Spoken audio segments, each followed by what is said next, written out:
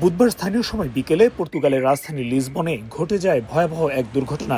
দেশটিতে পর্যটকদের কাছে জনপ্রিয় ঐতিহ্যবাহী ট্রাম এলিভাদোর দ্য গ্লোরিয়া লাইনচ্যুত হয়ে আঘাত হানে পাশের একটি ভবনে। মুহূর্তেই দুমড়ে মুচড়ে যায় ৪৩ জন যাত্রী ধারণ ক্ষমতা সম্পন্ন ট্রামটি। খবর পেয়েই ঘটনাস্থলে পৌঁছায় দমকল বাহিনী ও উদ্ধারকারীরা।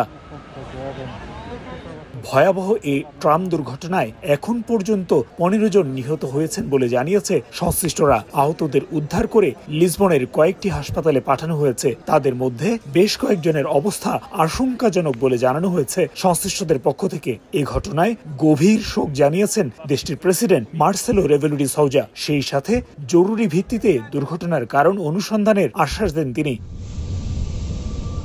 ১৮৭৩ সালে পর্তুগালের রাজধানী লিসবনের অন্যতম গুরুত্বপূর্ণ গণপরিবহন হিসেবে ব্যবহৃত হয়ে আসছে হলুদ ট্রাম। পর্যটকদের কাছেও ব্যাপক জনপ্রিয় এ বাহন। তবে ট্রামের দীর্ঘ সময়ের ইতিহাসে এমন দুর্ঘটনা কখনো ঘটেনি বলে জানায় সংশ্লিষ্টরা। তারিকুল হাসান আশিক, সময় সংবাদ, লিসবন, পর্তুগাল।